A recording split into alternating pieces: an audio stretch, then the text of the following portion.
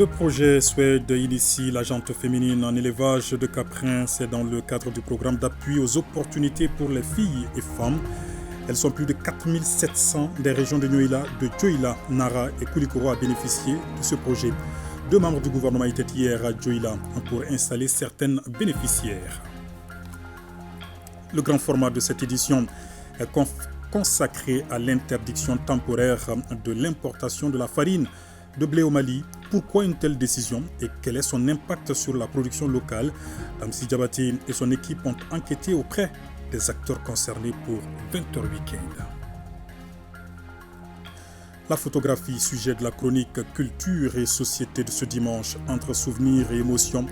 Alpha Maïga nous présentera l'importance et les secrets que cache la photo. Rendez-vous en fin de journal. L'invité de ce 20h Week-end est le ministre du Travail, de la Fonction publique et du Dialogue social. Il sera question avec lui de la signature du pacte de stabilité sociale et de croissance, un document paraphé vendredi entre le gouvernement et ses partenaires sociaux en présence du chef de l'État, colonel Assimi Goïta. Voilà pour les titres. Bonsoir à tous. Monsieur le ministre, bonsoir. Bonsoir. Merci d'avoir répondu à notre invitation. C'est moi. Je reviens vers vous tout à l'heure. D'abord, cette très bonne nouvelle en provenance de la Côte d'Ivoire. Les aigles sourds-muets du Mali ont décroché la médaille d'or tout à l'heure, la médaille d'or de la CAN de leur catégorie devant la Sierra Leone par le score de 4-1. Nous y reviendrons en détail dans Sport Week-end avec Siragatou Cissé. Le Mali dispose depuis vendredi d'un pacte de stabilité sociale. C'est un document signé entre le gouvernement, les syndicats et le patronat. Quel est son contenu essentiellement? On en saura davantage tout à l'heure avec le ministre en charge du travail en plateau avec nous. Mais d'abord, écoutons le président de la transition qui a présidé la cérémonie de signature, colonel Assimi Goïta, a appelé toutes les parties au respect des engagements pris. Nous l'écoutons.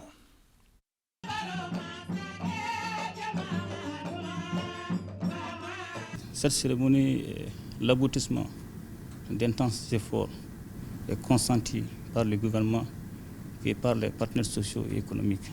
Aujourd'hui, c'est l'esprit même de ce pacte de stabilité sociale et de croissance d'instaurer un climat apaisé, stable. Face à cette situation, le gouvernement a pris d'énormes décisions, dont la dernière est l'harmonisation des grilles salariales des fonctionnaires civils et militaires et le relèvement de l'indice à 1382. Sans apaisement social, on ne peut pas faire face à la lutte contre le terrorisme. Et nous avons besoin d'avoir un climat apaisé et permettre non seulement l'approvisionnement des troupes sur le terrain, parce que cela peut être perturbé par les grèves, notamment les grèves au niveau de la douane, au niveau du secteur économique, peut perturber les opérations en cours. Je tiens à saluer l'esprit patriotique et l'engagement patriotique, surtout le sens de responsabilité des partenaires sociaux et économiques et aussi le gouvernement.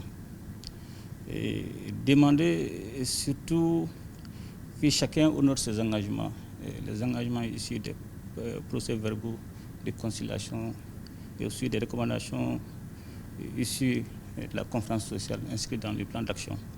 Et je tiens encore une fois de plus vraiment à saluer les partenaires socio-économiques pour le sens élevé du devoir, car ils ont renoncé à certaines exigences au nom de l'intérêt supérieur de l'État du Mali. Et demander à tous les Maliens de se focaliser sur l'intérêt supérieur de la nation, et qui est de promouvoir la paix, de promouvoir le développement économique et social de notre pays. Le président de la transition qui s'exprimait donc à la signature du pacte social de stabilité sociale et de croissance, c'était vendredi. Et nous avons justement en plateau avec nous le ministre du Travail, de la Fonction publique et du Dialogue social. Encore une fois, monsieur le ministre, merci d'avoir répondu à notre invitation. Rappelez-nous d'abord ce qui a motivé l'élaboration de ce pacte de stabilité sociale. Merci bien. Le pacte de stabilité sociale, vous venez de le rappeler tantôt, a été effectivement signé par les partenaires sociaux le vendredi 25 août au CICB sous la présidence de son Excellence Assimi Goïta, président de la transition, chef de l'État. Le processus d'élaboration du pacte est un rappel nécessaire dans la mesure où nous sommes à la deuxième génération du pacte de stabilité sociale au Mali, précisément le 14 août 2001.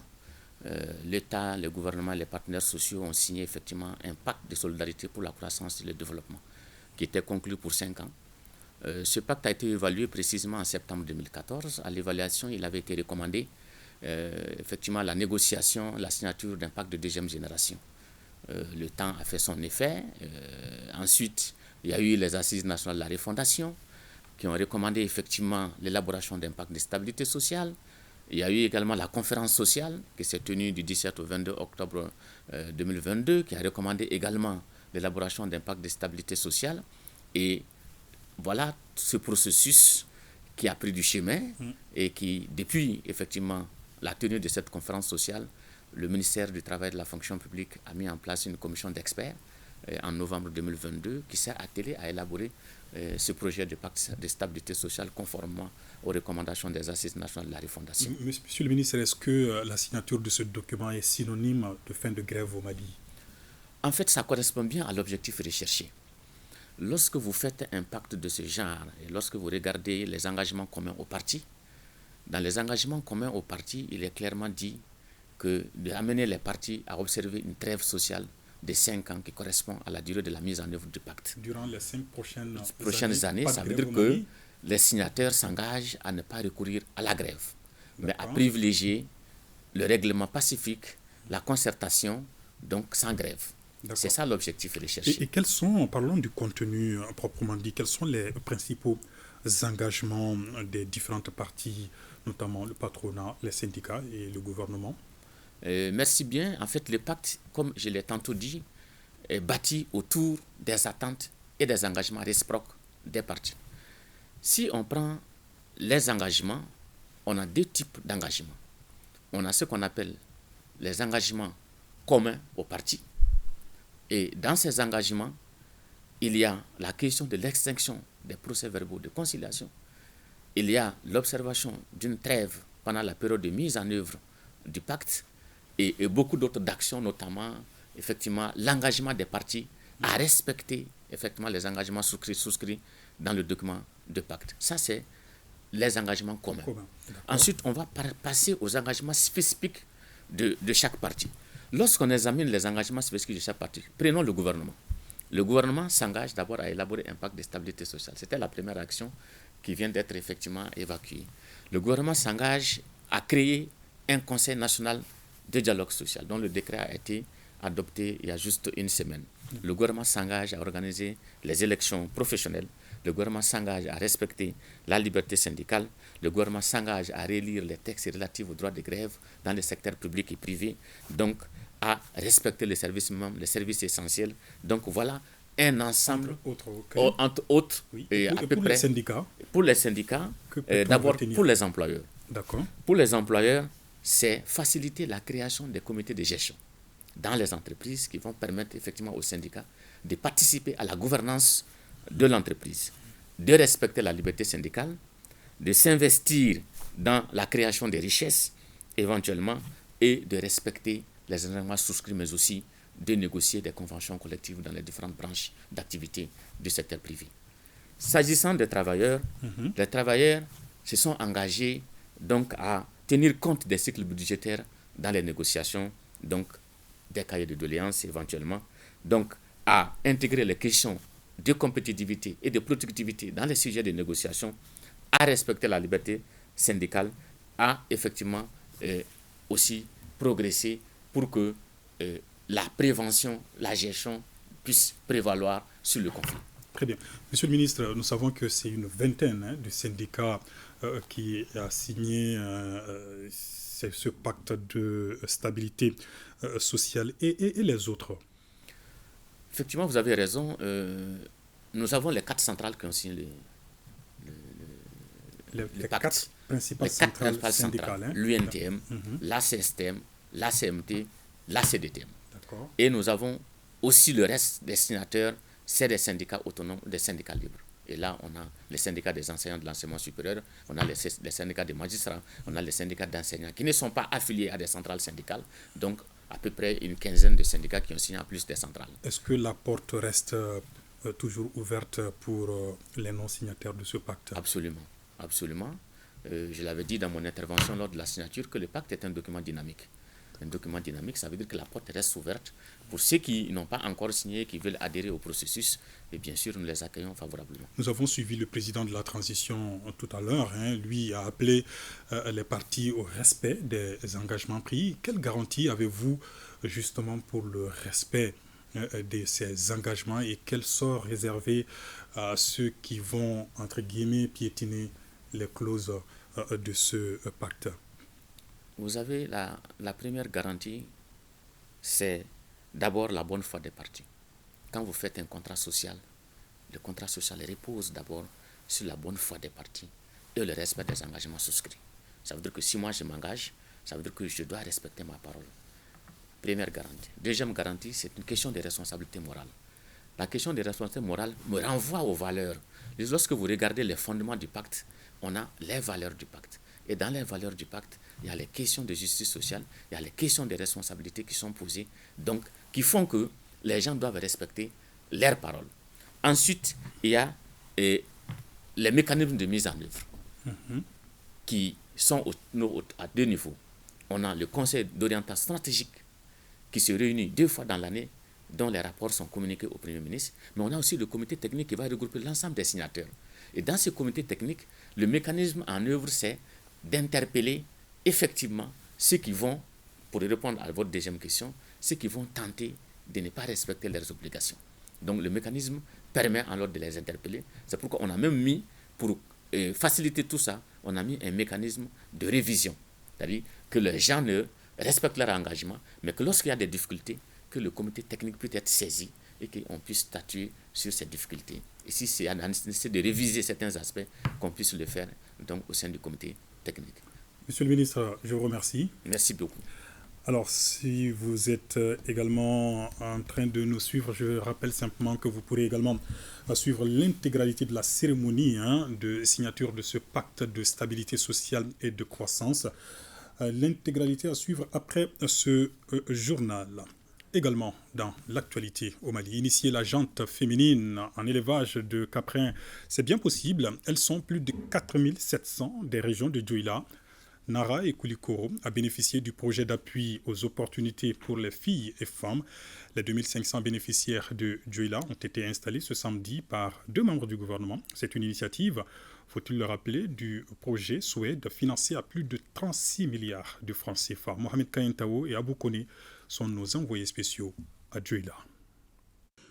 Au total, 4752 filles et femmes des régions de Dioula, Nara et Koulikoro bénéficient du projet d'autonomisation des femmes et dividendes démographiques au Sahel. Elles ont été formées en élevage de caprins afin d'être utiles pour elles-mêmes et pour leurs familles. Les 2503 bénéficiaires de la région de Dioula, en possession de leurs 7509 caprins, ont été installés. 6 d'entre elles ont même reçu symboliquement leur kit d'installation. C'est une initiative du projet d'autonomisation des femmes et dividendes démographiques au Sahel, Suède, en collaboration avec l'ONG AFAR.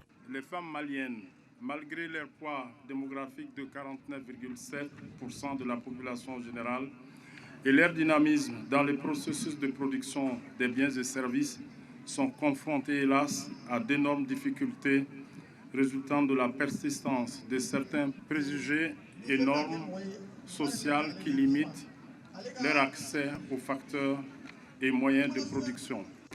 La cérémonie qui nous réunit aujourd'hui est une preuve de l'avancée du Mali vers l'accélération de la capture du dividende démographique et la réduction des inégalités entre les sexes, tout en améliorant le niveau de l'autonomisation des femmes et des filles.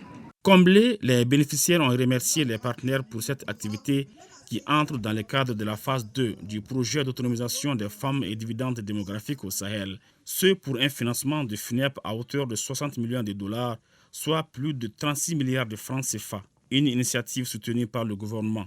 Je suis particulièrement fière du fait que ce geste va à l'endroit des femmes rurales lesquels vivent la plupart du temps dans la plus grande précarité, dans l'analphabétisme et dans le déni des ressources. Je voudrais féliciter les plus hautes autorités du Mali, notamment son Excellence le colonel Assimi Goïta, président de la transition, chef de l'État, pour son ambition et son attachement d'assurer la sécurité à tous les peuples maliens et d'améliorer aussi les conditions de vie des populations maliennes en général et celles des femmes en particulier.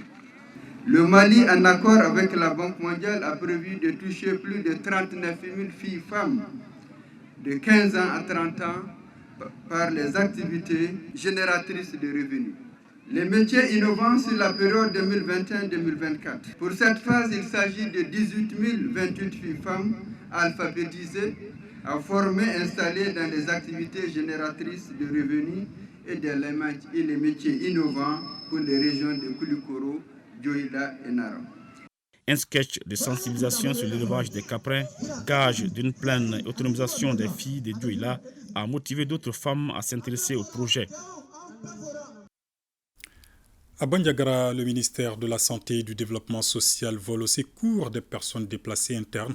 C'est à travers la remise d'un important lot de vivres et de non-vivres. Objectif, renforcer la résilience de cette population face aux effets de la crise sécuritaire. Idrissa Keïta et Souleymane Tebsougué depuis Mopti. 30 tonnes de vivres pour les personnes déplacées internes de Bandiagara. C'est un don du ministère de la Santé et du Développement social. Le président de la transition, le colonel Assimi Goïta, a en cœur tous les Maliens. Nous sommes dépêchés par lui et par le Premier ministre pour venir assister les populations de Bandiagara qui sont en détresse. Donc nous sommes venus avec 30 tonnes de vivres, 20 vont rester ici pour les déplacer d'ici, mais on va aussi en donner 5 tonnes à Koro et 5 tonnes à Bankas. Au total, 347 ménages de la région de Bandiagara bénéficient de cette solidarité du ministère de la Santé et du Développement social, occasion pour eux d'exprimer leur reconnaissance à l'endroit du donateur. Je me réjouis de cette remise. Nous avons tout laissé derrière nous. Nous avons besoin aussi de médicaments pour soigner nos enfants malades. Nous sollicitons d'autres dons pour faire face à nos multiples besoins. Nous voudrions remercier nos plus hautes autorités qui ont entendu le cri de cœur de nos populations meurtries en envoyant 2 ministres du gouvernement en soutien à cette population meurtrie. Et le ministre de la Santé et du Développement social d'inviter d'autres structures et personnes de bonne volonté à emboîter les pas. La solidarité, c'est dans la culture malienne. Même avant notre venue ici, il y a beaucoup qui ont fait beaucoup de solidarité. Ceux qui n'en ont pas encore fait, c'est l'occasion de le faire, c'est le moment de le faire. Et pour le bonheur de ces populations qui souffrent, quitter son terroir, ce n'est pas du tout facile, aussi bien sur le plan physique, matériel que psychologique. La visite aux notabilités et du chantier de la maison des aînés du CCRF et la rencontre avec les personnels de la santé sont entre autres temps forts de cette mission du ministre de la Santé et du Développement social à Bandiagara. Vous l'avez aperçu également sur les images, le ministre de la Jeunesse et des Sports, chargé de l'instruction civique et de la construction citoyenne, lui visite le camp de jeunesse de Soufroulaye. Il s'est entretenu avec les responsables du camp et les jeunes venus de toutes les régions du Mali, notamment sur les prochaines vacances citoyennes. Le ministre s'est rendu également au lycée Amadoun Diko de Sévaré, où il a présidé une cérémonie aux couleurs. Oumar Maïga, Diakalia Traoré. Le camp de la jeunesse de Soufroulaye, bâti sur une superficie de 21 hectares, a abrité l'édition 2023 des vacances citoyennes qui a regroupé plus de 500 jeunes venus de toutes les régions du Mali. Ce vendredi, il a reçu la visite du ministre de la Jeunesse et des Sports, chargé de l'instruction civique et de la construction citoyenne. Les vacances citoyennes ont démarré ici, avec les jeunes qui sont venus d'un peu partout du Mali. Et après là, ils sont allés dans l'autre site. Et le site ici, c'était important de venir voir, dans la mesure où ce camp est tout un symbole. Lorsqu'on a un camp de cette nature-là, vous savez que c'est un joyau d'une dimension internationale. Donc il est important de venir voir. Et un camp de ce genre-là a été construit pour essayer de créer un brassage entre les jeunes et essayer de créer un endroit où les jeunes vont avoir de l'apprentissage sur le terrain. Sur le site du lycée Amadoun Diko de Sévaré, c'est à 7h le ministre Fomba a présidé la cérémonie de montée aux couleurs. Toutes choses qui ont permis au ministre d'écouter, échanger et partager avec les jeunes la nouvelle vision du département en faveur de la jeunesse. C'est la première édition des vacances citoyennes de la 4e République. Et aujourd'hui, pour moi, c'est tout un plaisir et un honneur d'être là. Donc il fallait échanger avec les jeunes. Vous savez, moi je suis l'ambassadeur des jeunes dans le gouvernement. Donc j'ai besoin de m'imprégner de ce qu'eux ils veulent pour que chaque fois dans mes interventions avec mes homologues, je puisse mieux présenter ça. Le cadre d'échange a permis au ministre de la Jeunesse et des Sports de recenser les préoccupations majeures des jeunes campeurs et campeuses et d'envisager des perspectives pour les éditions futures.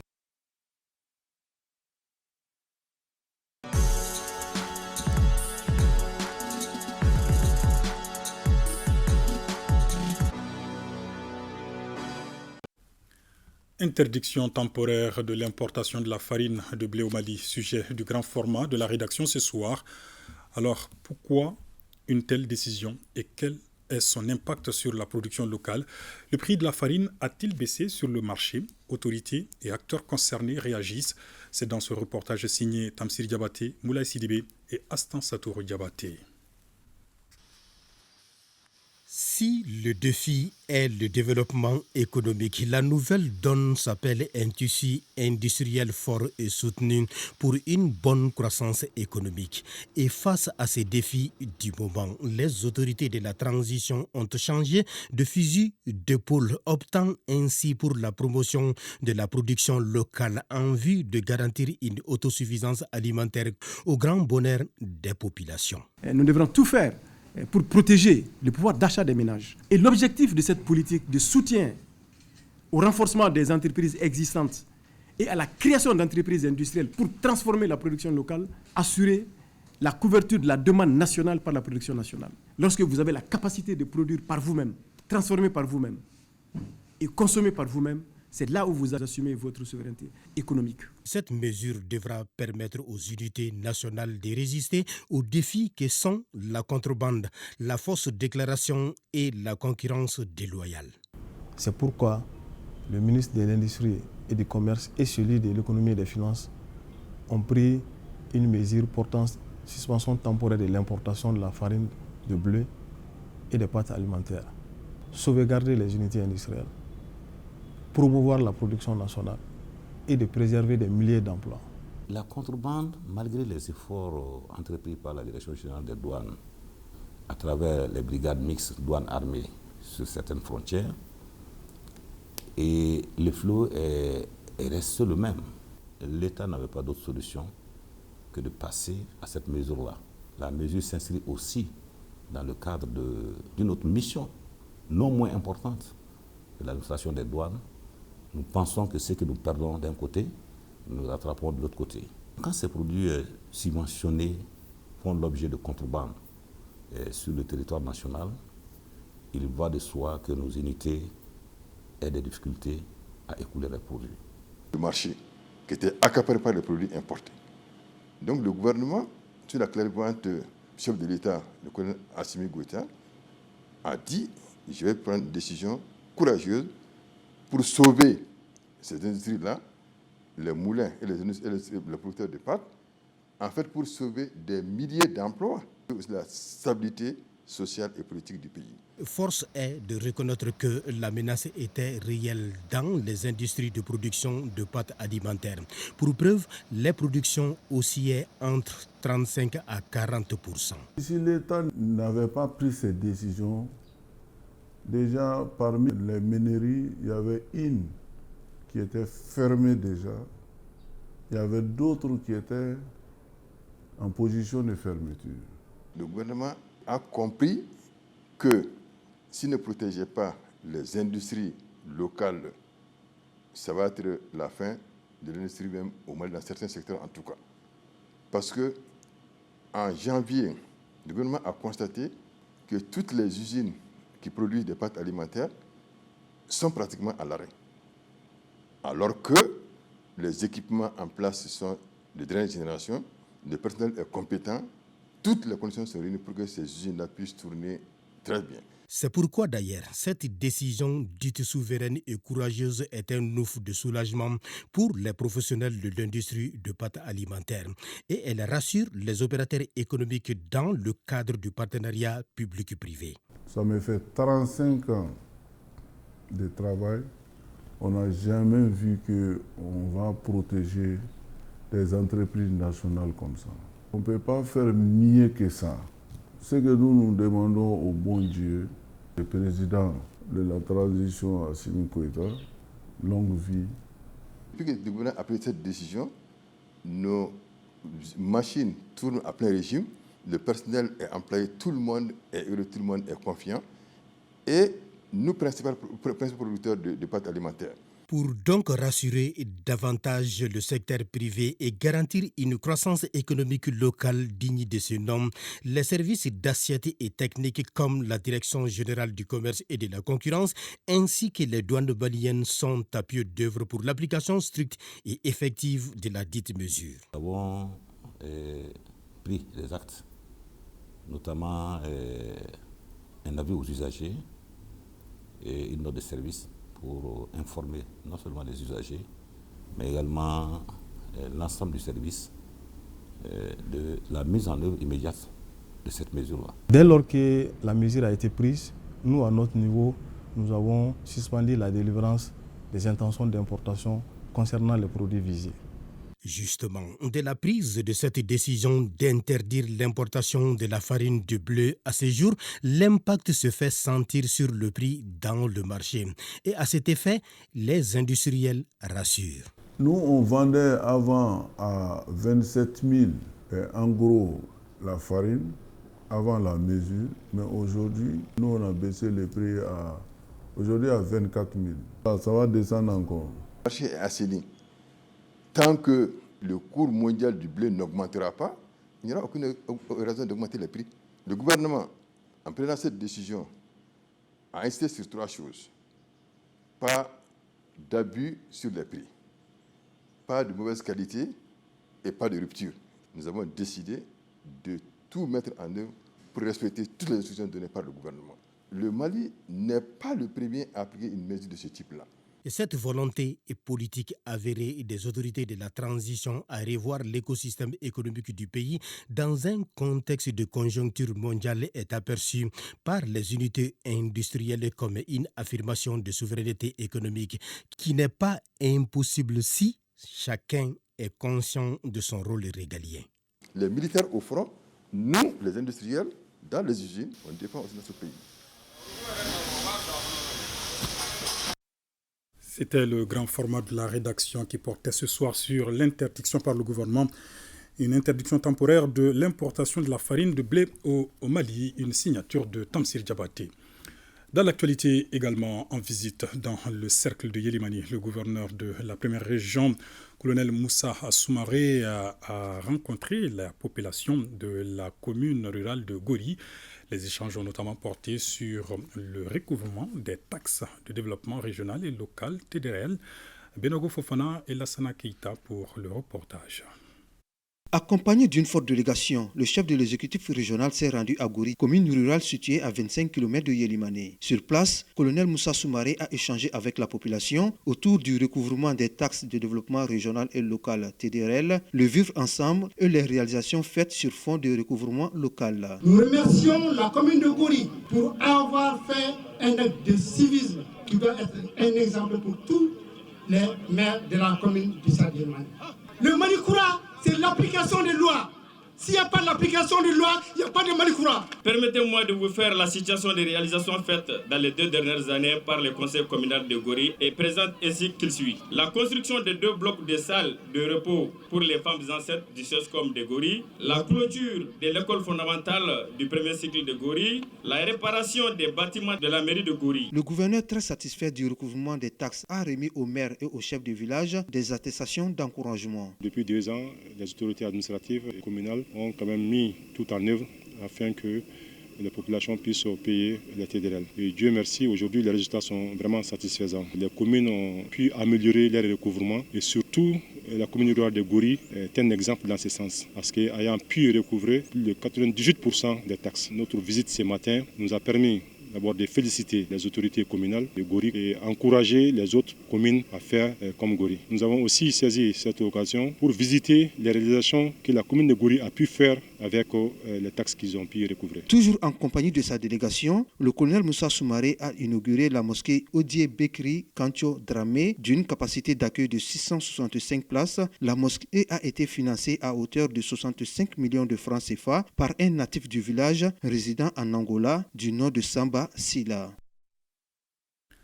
Remise de forages et de matériel sanitaire par le PDG des aéroports aux populations de Guérékélé et de Djarala.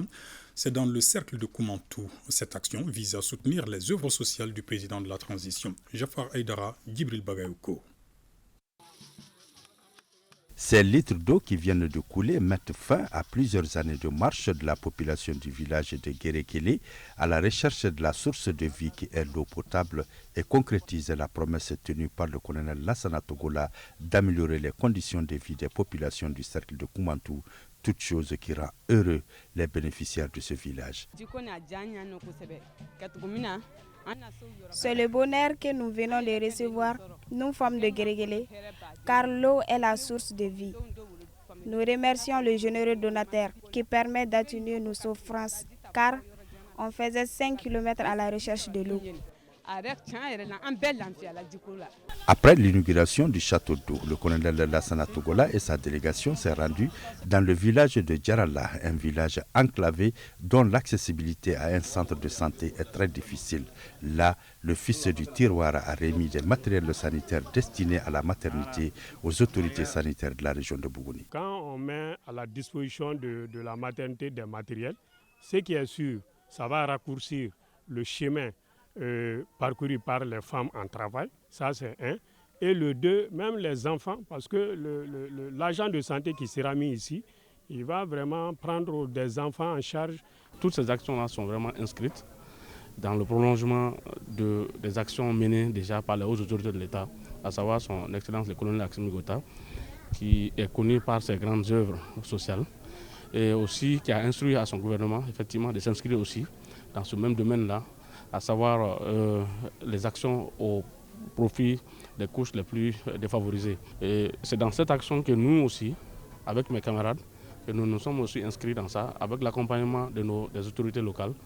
À noter que ces œuvres sociales du colonel Lassana Togola viennent de renforcer les œuvres sociales du président de la transition, le colonel Assimi Goïta, dans la région de Bougouni. En quatrième région, la COFOR, coalition des forces juvéniles pour le renouveau au Mali, multiplie ses activités en faveur des jeunes. Elle vient d'initier une formation sur la participation des jeunes au processus électoral. Le but, inciter cette couche à plus de responsabilités et d'engagement. Amidou Diallo et Issaba. La plus grande représentativité des jeunes dans les instances de prise de décision, c'est le centre d'intérêt de cette formation sur la participation des jeunes au processus électoral à Ségou. Une formation initiée par la COFOR, coalition des forces juvéniles pour le renouveau au Mali, en partenariat avec le Conseil régional de la jeunesse. La promotion de la jeunesse, où qu'elle se trouve, est un défi porté par notre coalition, qui depuis 2021 mène des efforts considérables à travers ses multiples engagements dans l'objectif de parvenir à une meilleure participation politique et citoyenne des jeunes et leur représentativité dans les instances de prise de décision. Aujourd'hui, la jeunesse représente plus de 70% de la population active, donc en aucune manière on ne devrait pas du tout rester en marge par rapport à ces processus électoraux. Cette formation permettra à une cinquantaine de participants de mieux comprendre plusieurs thématiques sur le processus électoral, dont l'engagement citoyen et le cadre général des élections, chose qui cadre avec la vision des autorités de la transition. C'est le lieu pour moi, au nom des plus hautes autorités de la transition, de remercier encore une fois Madame la Présidente de la Coalition des forces juvéniles pour le renouveau au Mali pour la pertinence du thème de ces projets de formation et surtout pour l'opportunité qu'elle représente pour la jeunesse de Ségou quand on sait l'espoir et que les autorités de la transition placent en la jeunesse du Mali. À noter que cette initiative de la COFOR Mali se poursuivra dans les autres régions du Mali et en Côte d'Ivoire. Amadou Amaguéré Guindo est désormais président de l'Association pour le développement de la région de Douanza, principale information de l'Assemblée générale constitutive de l'association tenue ce week-end à Bamako. Le reportage est signé Batraouri. Détermination affichée par les ressortissants de la nouvelle région de Douanza pour le développement de leur localité. Le signal est donné à travers cette Assemblée générale constitutive. Elle a permis aux ressortissants de valider les textes régissant la vie de l'association. Les débats ont surtout conduit à la mise en place d'une équipe dirigeante de 68 membres pour 3 ans. Elle est conduite par Amadou Amaguéré Guindo pour qui le temps compte. L'une des priorités aujourd'hui, ce serait la sécurité, ensuite la sécurité alimentaire et nutritionnelle. La région a beaucoup souffert et sur la base des priorités qui seront définies, nous allons mobiliser nos énergies, nos ressources pour pouvoir contribuer au développement et à aider les communautés, en tout cas à réduire toute la souffrance. L'unité d'action sera le mot-clé, dira le nouveau président qui lance cet appel. À Douanza, nous sommes divers. Vous avez les Dogons, les Peuls, les Bambara, les Arabes, les Sonrei, les Bela. C'est une mosaïque d'ethnies que nous avons dans le cercle. C'est ce qui fait sa force et sa diversité. Et l'appel que j'ai à lancer, c'est justement demander aux uns et aux autres d'aller vers cette unité qui constitue pour nous une force, de conjuguer les efforts de façon à ce qu'on puisse apporter toute notre contribution au développement de la région. Selon le nouveau découpage administratif, la nouvelle région de Douanza compte 6 cercles. Douanza, Montoro, Boni, Ombori, Bouré et Ngouma. Bamako City Tour, deuxième édition. Une visite touristique organisée à l'intention des journalistes ce week-end dans la capitale et ses alentours. Ils ont pu apprécier plusieurs sites, monuments et places publiques. Parmi les visiteurs, nos reporters Ibrahim Kaoukonate, Aloubé Kone. Samori a été informé que les Blancs sont arrivés. D'ailleurs, ils ont à leur tête Gustave Borny. Ce circuit spécial a concerné 2 places importantes de Bamako. Il s'agit du monument dédié aux héros des armées noires et la place des sofas. Il y a certains monuments dont on ignore les noms exacts, la provenance et tout. Donc, en l'occurrence, le monument à la gloire des héros de l'armée noire qu'on appelle généralement Samoriga Kelkecheo, alors que ce n'est pas ça. Et je pense que vraiment ça, c'est des actions que le département doit quand même initier de temps en temps pour que les journalistes puissent connaître le Mali profond, mais aussi connaître le patrimoine ainsi que son histoire. Ces hommes et ces femmes de presse puissent aussi contribuer à la diffusion de l'information sur les potentialités touristiques du district de Bamako, mais également assurer la promotion de nos sites auprès de leurs audiences. Ce circuit spécial a permis également aux journalistes de visiter le site historique de Wewayanko, le champ de bataille, les tombes des sofas de Samori Touré et le monument de Keme Bourama. C'est un exercice très important pour nous en tant que journalistes parce que ça nous permet de nous informer et puis de mieux communiquer en fait sur les richesses de notre pays. Les journalistes sont venus très nombreux participer à cette visite touristique initiée par l'Agence pour la promotion du tourisme au Mali. En tout cas, ce sont des places publiques qu'il faut impérativement visiter. Ibrahim Kaoukonate, chronique culture et société à présent flash ce dimanche sur la photographie dans toutes ses dimensions. Entre souvenirs et émotions, Alpha Maïga nous présente l'importance et les secrets que cache la photo. Suivons.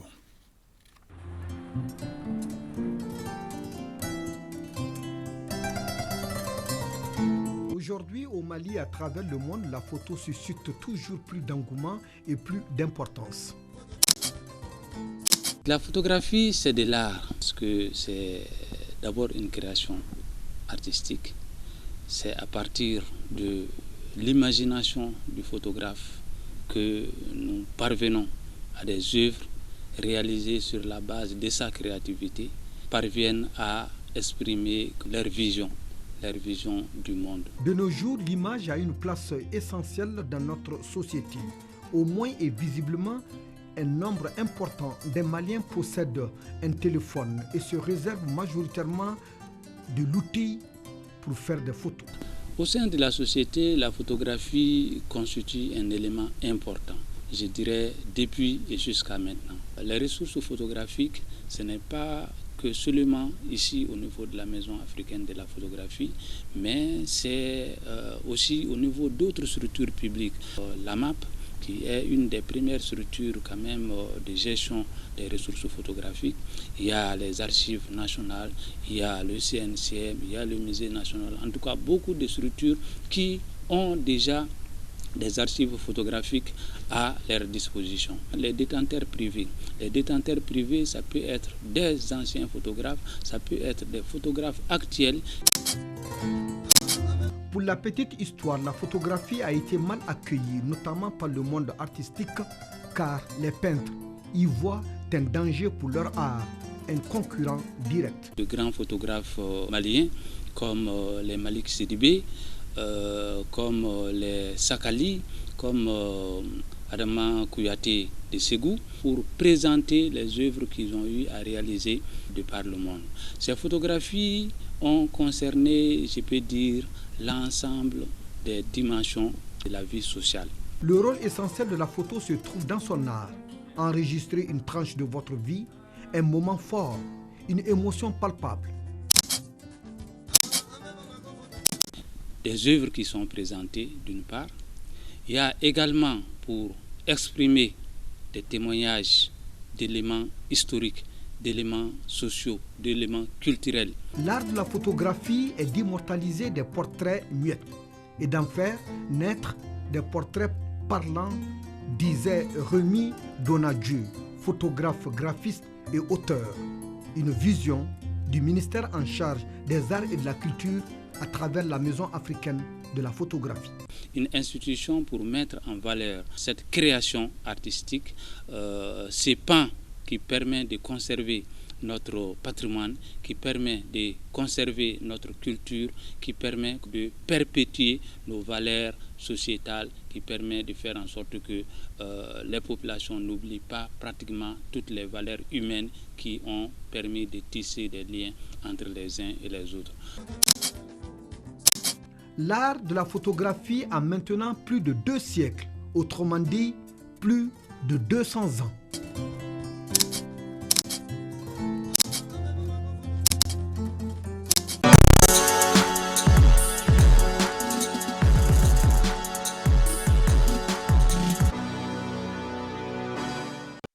Les sports, c'est avec Siragatou Sissé en plateau avec moi. Bonsoir Siragatou. Bonsoir Ibrahim Traoré. Cannes des sourds muets en Côte d'Ivoire, les Aigles du Mali remportent l'or devant la Sierra Leone. Oui, score final 4-1. Les Aigles sourds-muets du Mali ont été sans pitié des Sierra Leone. Le Mali conserve son trophée et inscrit son nom au palmarès pour la 3e fois en 11 éditions. La Cannes des sourds-muets 2023 s'est déroulée en Côte d'Ivoire. Avec cette consécration, le Mali est en train de se faire un nom en Cannes des sourds-muets.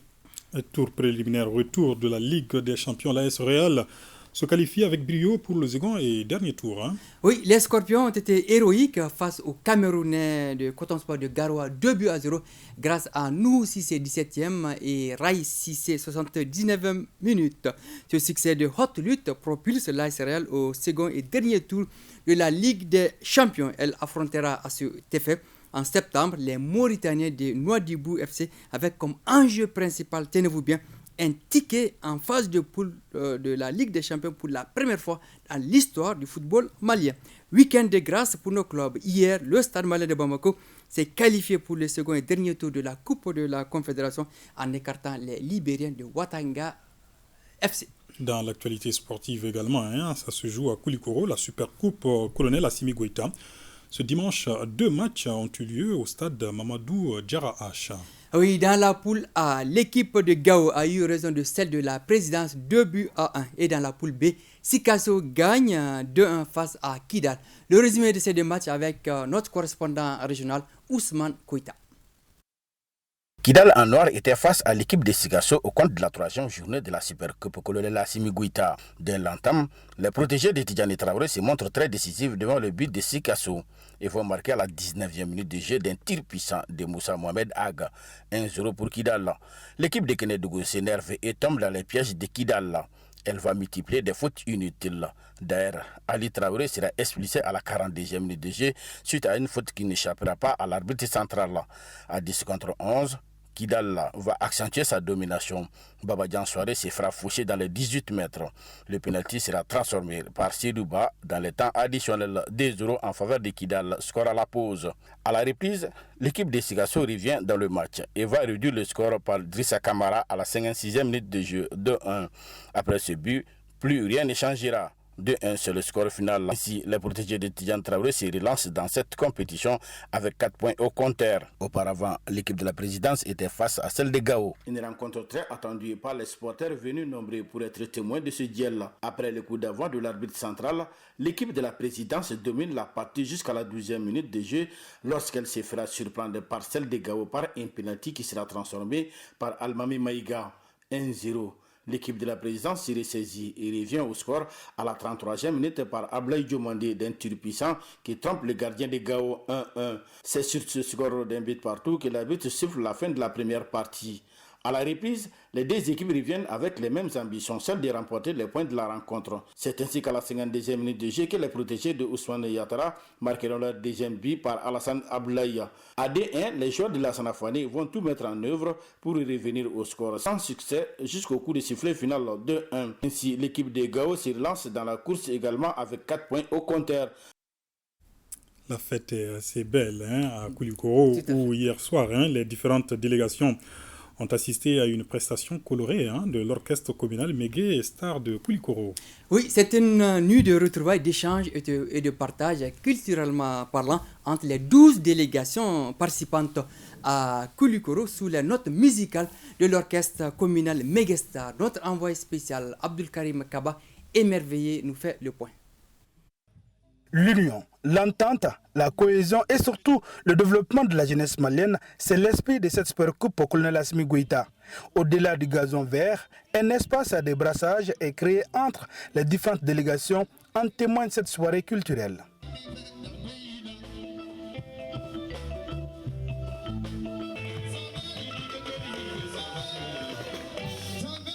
J'ai appris beaucoup parce que j'ai jamais vu les gens de Kidal, de Gao et de Tombouctou. Donc, cette tournoi permet de nous ressembler et de nous unir pour un Mali meilleur. On a appris qu'on a tous les mêmes objectifs, la paix. On a tous les mêmes objectifs, combattre le terrorisme qui fait très mal dans notre zone. C'est vraiment une très bonne initiative. À travers cette soirée, animée par Mégué Star, l'orchestre communal, les jeunes du Mali découvrent un autre pan de la diversité culturelle, d'où la satisfaction des organisateurs.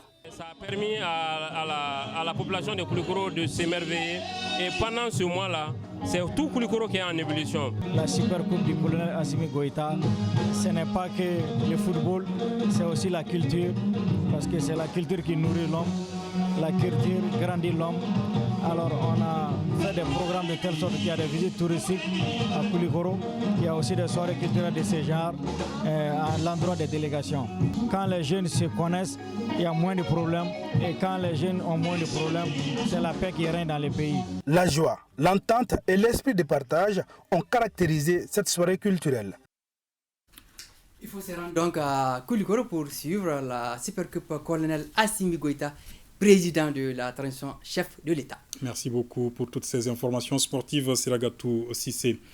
Quelques rendez-vous à ne pas manquer ce soir dans nos programmes. Vous pourrez suivre le 76e numéro de Défense citoyenne consacré ce soir à la reconquête et l'installation par le Jetia Nangui du régiment des commandos parachutistes monté depuis le 13 août à Ber. Une émission présentée par Abdoulaye Sako avec le concours de la DIRPA et puis question d'actualité sur la problématique de la gestion des ordures. C'est à suivre juste après Défense citoyenne.